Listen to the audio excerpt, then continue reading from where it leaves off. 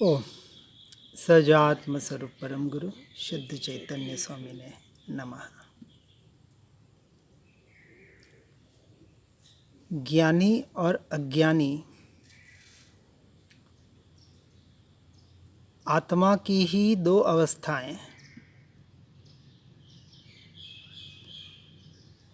जिसे भेद विज्ञान के माध्यम से अपने ज्ञान स्वभावी भगवान आत्मा का लक्ष्य है, श्रद्धान है, निर्णय है, वह ज्ञानी चौथे गुणस्थानक से लेके सिद्ध परमात्मा तक ज्ञानी की ही अवस्था है। चौथे पांचवें छठे में अधूरी अवस्था है और केवल ज्ञान उसकी परिपूर्ण अवस्था है।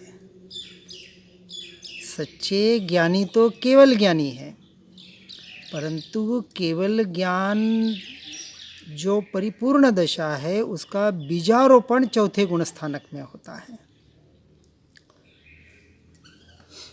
इसलिए भेद विज्ञानी पर से विरक्त होकर पर के कर्तृत्व भोक्तृत्व भाव से छूट जाता है या उसे छोड़ देता है, उसे अपना नहीं मानता, क्योंकि आत्मा उपयोग लक्षण वाला है।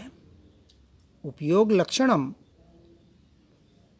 मूल जो आत्मा का स्वभाव है, जानना जानना जानना जो निरंतर हो रहा है, उस जानने रूप परिणमन में जीव का उपयोग कहाँ है, जिसे हम अपेक्षा से ध्यान भी कहते हैं।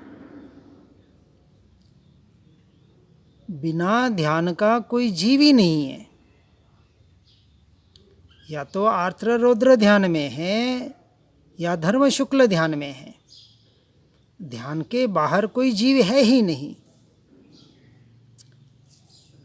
अब अज्ञानी का आर्द्र रौद्र ध्यान हो रहा है और ज्ञानी धर्म ध्यान से शुक्ल ध्यान की ओर बढ़ रहे हैं। उपयोग लक्षण जो आत्मा का मूल स्वभाव है, अब ये उपयोग कहाँ है, इसकी मुख्यता, इसी का नाम तो ध्यान है। यदि उपयोग या ध्यान पर में है, जैसे हम व्यवहार में कहते हैं ध्यान से चलना, ध्यान से खाना, ध्यान से पीना, ध्यान से कार्य करना, तो ध्यान तो वहाँ भी घटित हो रहा है। ये ध्यान क्या है कि जीव का उपयोग जिस तरफ है उसका नाम ध्यान है। परंतु वास्तविक आत्मा जो उपयोग लक्षण वाला है और इस अपेक्षा से वह स्वयं ज्ञान रूप है, क्योंकि जो जानना हो रहा है और जिसका जानना हो रहा है वहाँ उसका उपयोग ढल जाता है। पर द्रव्य पर भावों को जान रहा है तो उपयोग उस तरफ जाएगा, इसलिए उसे अशुभोपयोग और शुभोपयोग कहा, जो दोनों अशुद्धोपयोग है। और जो उपयोग ज्ञान स्वभाव से ज्ञायक की तरफ ढलता है उसे शुद्धोपयोग कहा। ऐसा आत्मा जो ज्ञान रूप है, ज्ञानमयी है, सदाकाल चैतन्योपयोग रूप रहता है। निश्चय की अपेक्षा से जीव परद्रव्य पर भावों को जानता ही नहीं है। जानने में आते हैं क्योंकि पर प्रकाशकपना है, झलकते हैं ज्ञान में, लेकिन मिथ्यात्व की वजह से, अज्ञान दशा की वजह से जो झलक रहा है ऐसा जो ज्ञेय, उसमें जीव एकत्व ममत्व कर रहा है, मैं मेरापना कर रहा है। ये जीव की सबसे बड़ी भूल है। परद्रव्य पर भावों को अर्थात अपेक्षा से देखे तो कर्मों को अपना कर्ता और भोक्ता मान रहा है। मैंने कर्म बांधे तो मुझे भोगने पड़ेंगे। उससे भेद ज्ञान करके कि कर्म मेरा स्वरूप ही नहीं है, कर्म जड़ पुद्गल है, आज दिन तक मुझे छुए तक नहीं, और ऐसे वहाँ से भेद ज्ञान करके अपने ज्ञानोपयोग में उपयोग को स्थिर करे। अर्थात जब ज्ञेय का विषय ज्ञान स्वभाव बन जाता है ज्ञान ज्ञान को ही जानता है, अर्थात मैं निरंतर ज्ञान स्वभाव को ही जान रहा हूँ, ऐसा जब दृढ़ निर्णय श्रद्धान हो जाता है, इसका नाम सम्यक दर्शन है। मैं पररूप नहीं हूँ, मैं स्वरूप हूँ, स्वयं से स्वयं को जानने वाला हूँ। इसलिए शुद्ध दशा में तो ज्ञानोपयोग रूप है, और अशुद्ध रागादि युक्त दशा में भी अशुद्धो ज्ञानोपयोग रूप है, वहाँ भी ज्ञानोपयोग का ही परिणमन हो रहा है, परंतु शुभाशुभ परिणामों को अशुद्ध उपयोग कहा। दोनों परिणमन जीव के ही हो रहे हैं। इसलिए ज्ञान रूपता का परित्याग कभी हो ही नहीं सकता। अर्थात जीव सामान्य अपेक्षा से कहें तो मात्र जानने वाला है, और जब व्यवहार निश्चय का भेद आता है तो कहा कि पर द्रव्य पर भाव जानने में आते हैं, उसी क्षण स्वद्रव्य स्वभाव को ही जान रहा होता है। ये अपना स्वयं का निर्णय करने के लिए बताया गया कि हे जीव, जो तू अपने आप को परद्रव्य पर भावों का ज्ञाता दृष्टा मान रहा है, तो तू कहीं न कहीं भूल कर रहा है। भले वो ज्ञान रूप का ही परिणमन है, क्योंकि ज्ञान ही तो मुख्य लक्षण है जीव का। अनंत गुणों में ज्ञान गुण की मुख्यता से आत्मा का प्ररूपण किया जाता है। ज्ञान ही आत्मा, आत्मा ही ज्ञान, क्योंकि ज्ञान का जो परिणमन अर्थात पर्याय में परिणमन जो जानना जानना जानना जो स्व और पर का हर समय हो रहा है, बस पुरुषार्थ इतना करना है कि ये जो परद्रव्य परभावों को जानने के काल में, उसी काल में, कोई अलग से नहीं, मोह राग द्वेष के परिणमन के काल में ही अपने आप को शुद्धोपयोग रूपी शुद्ध स्वाभाविक भगवान आत्मा देखना, जानना, मानना, ये पुरुषार्थ है। क्योंकि कर्म की धारा और ज्ञान की धारा दोनों एक समय में परिणमित हो रही है। जब तक मोक्ष नहीं होता तब तक कर्म की धारा भी चल रही है।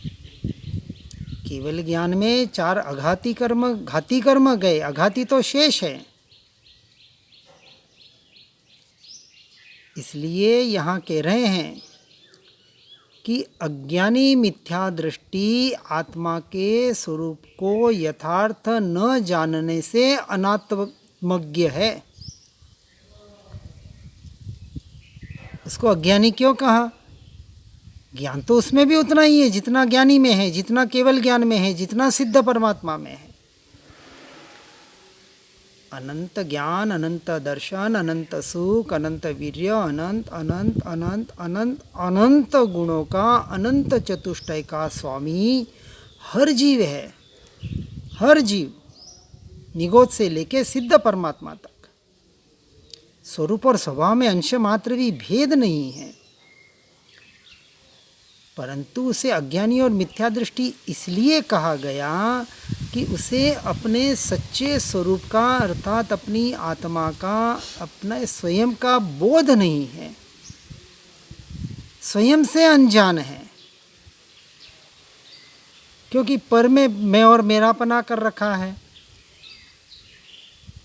इसलिए अपने स्वरूप को पर के साथ अर्थात शरीरादि के साथ एकाकार करके वह अपने ज्ञान का परिणमन कर रहा है। पर द्रव्य पर भावों में मैं मेरापना, उसका अपने आप को कर्ता भोक्ता मानकर दोनों की विभिन्नता का उसे अनुभव नहीं हो पा रहा है, वो भेद नहीं कर पा रहा है, दोनों को एक मान रहा है। और सबसे बड़ी बात कि करीबन यूँ कहेंगे कि 99% लोगों को इतना तो स्वीकार है कि आत्मा नाम की कोई वस्तु इस शरीर में रह रही है। चाहे वो किसी भी प्रकार से स्वीकार करे, भले शरीराकार स्वीकार करे, कोई हृदय में स्वीकार करे, कोई अपने ललाट में स्वीकार करे, कहीं भी, लेकिन ये बात तो स्वीकार कर रहे हैं कि आत्मा नाम की कोई वस्तु है जो शरीर से भिन्न है। तो 99% लोगों को सम्यक दृष्टि कहना चाहिए, क्योंकि सबको पता है। पता होना बात अलग है और परद्रव्य प्रभावों से छूटकर स्वद्रव्य स्वभाव का अनुभव करना अलग बात है। इसलिए अज्ञान की भूमिका में वह दोनों के भिन्नता करके, भेद ज्ञान करके अपने स्व का अनुभव नहीं कर पा रहा है। ये अज्ञान दशा है और ये अज्ञान दशा संसार में भटकाने वाली है। कितने भी व्रत जप तप कर ले, यात्राएं कर ले, भले मुनिपद को धारण कर ले और उसका 100% पालन कर ले, आहार विहार निहार की क्रिया बराबर कर ले, 28 मूल गुणों का में एक भी दोष न लगाए, 9 पूर्व 11 अंग का ज्ञानी हो, व्यवहार की अपेक्षा से, क्षम ज्ञान की अपेक्षा से, शास्त्र ज्ञान की अपेक्षा से, तो क्या 9 पूर्व 11 अंग में उसने आत्मा को नहीं पढ़ा, आत्मा के स्वरूप को नहीं जाना, जीव अजीव को नहीं समझा? सब कुछ पढ़ लिया, सुन लिया, परंतु जो आत्मा का निर्णय श्रद्धान अनुभव करना था वो नहीं कर पाता है। इसलिए ऐसे द्रव्यलिंगी मुनियों को पहले गुण स्थानवर्ती मुनि कहने में आता है। मुनि भी पहले, चौथे, पांचवे, छठे 4 गुण स्थानक में होते हैं।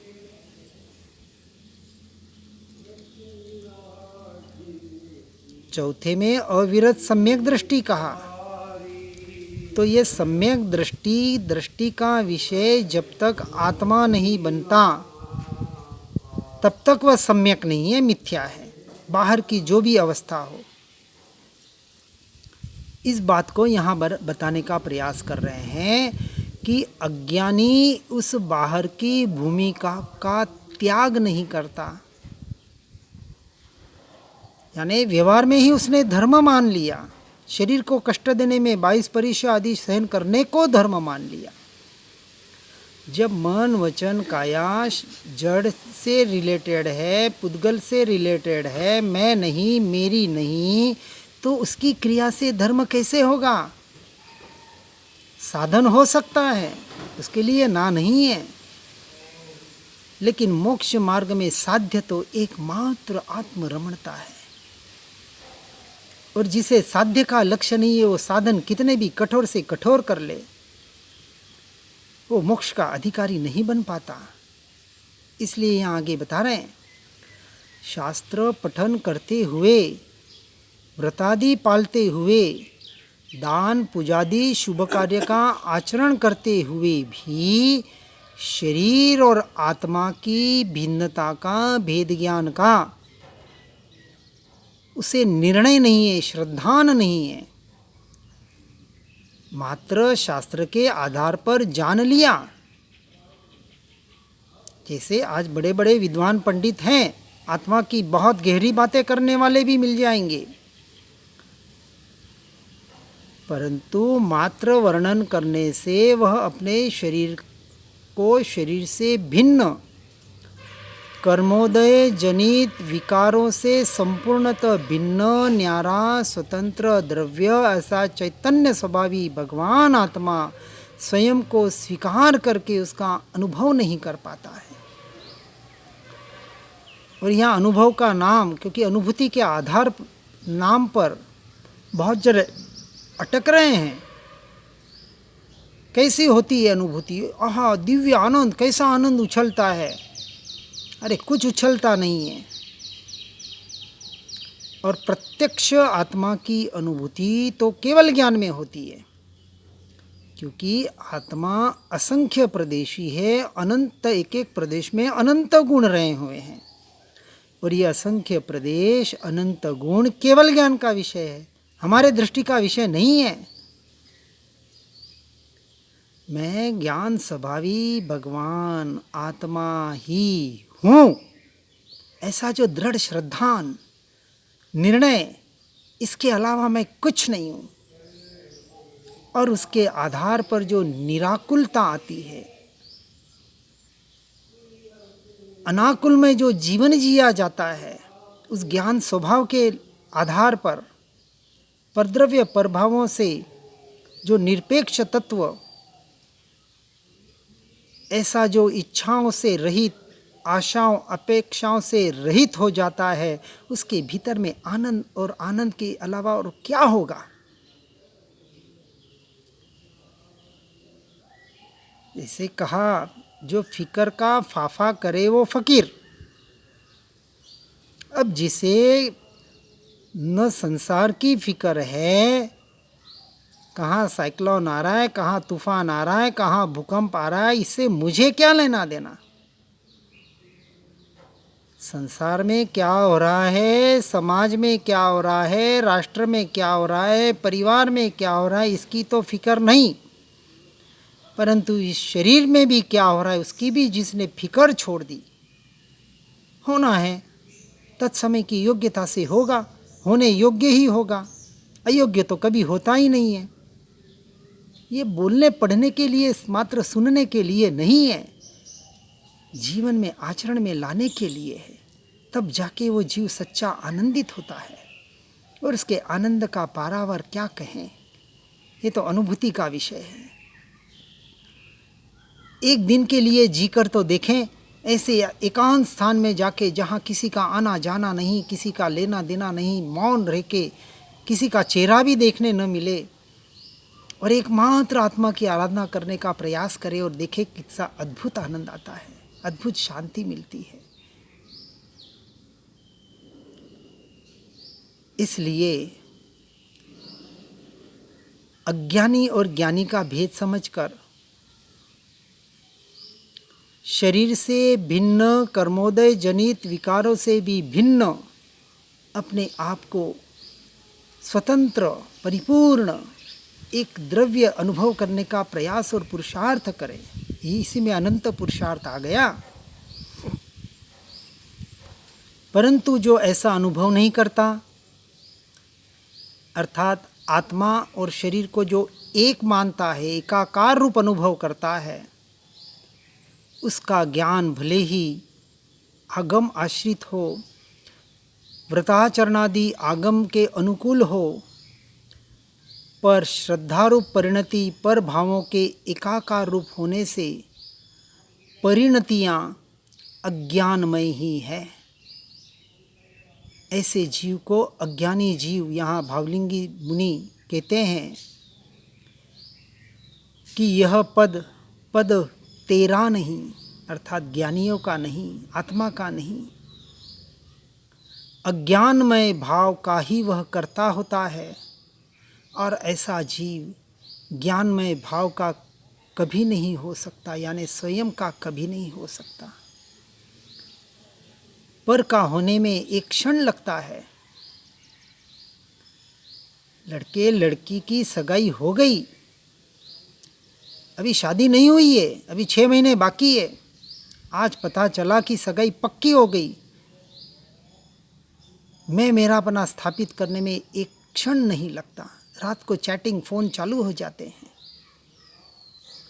पैसे देकर कोई वस्तु ले लेते हैं, एक क्षण में उस वस्तु में मैं मेरापना हो जाता है।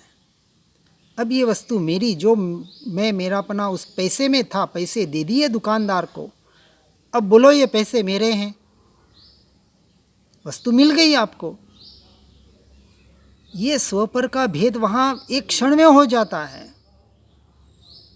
विचार नहीं करना पड़ता कि अब पैसा मेरा नहीं रहा और वस्तु मेरी हो गई, तुरंत वहाँ निर्णय हो जाता है कि अब पैसे मेरे नहीं, अब वस्तु मेरी हो गई। ये अज्ञानमय की दशा, ऐसा ही निर्णय ज्ञानियों को तुरंत होता है कि ये मैं और ये मैं नहीं, ऑन द स्पॉट। उसका नाम ज्ञानी। जैसे पाँव में कांटा चुभा, शरीर में वेदना हुई, कोई सुख दुख के परिणाम हुए कर्मोदय जनित, फट से वहाँ जागृति, ये कर्मोदय मेरा स्वरूप नहीं, चाहे सुख हो चाहे दुख हो, मैं तो ज्ञान स्वभावी, जानने वाला, स्वयं से स्वयं को जानने वाला भगवान आत्मा। ये जागृति जिसे ऑन द स्पॉट हो जाए तो समझना ज्ञानीपना आ गया। किसी को पूछने जाने की जरूरत नहीं है।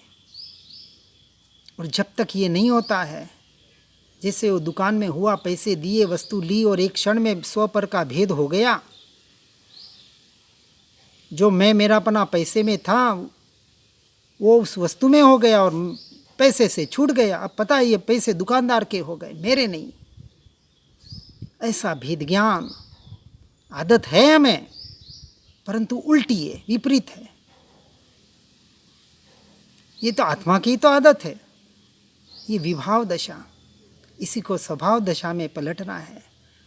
स्वभाव में ऐसा भेद ज्ञान सहज वर्तता जाए कि ये मैं और ये मेरा नहीं। आस्ति और नास्ति से भेद ज्ञान करके इसका अभ्यास करना पड़ेगा, क्योंकि पर का अभ्यास अनादिकाल का है। अब 2 घंटे के अभ्यास से काम नहीं चलेगा। सुबह शाम सामायिक कर ली, थोड़ी देर भेद ज्ञान का अभ्यास कर लिया। यहाँ तो कहते हैं ज्ञानी पुरुष, महापुरुष, 24 घंटे जब तक इसका अभ्यास नहीं करोगे, ये 6 महीने का समय दिया आचार्य कुंद देव ने। 6 महीने निवृत्ति क्षेत्र में रहकर सिर्फ और सिर्फ वेद ज्ञान, वेद विज्ञान के आधार पर अपनी आत्मा में, स्वभाव में रहने का पुरुषार्थ। फिर श्रीमद जी जैसे ज्ञानी पुरुष कहते हैं कि नहीं मिले तो मेरे पास आके लेके जाना। कोई ले दे नहीं सकता है, ज्ञान लेने देने का विषय नहीं है।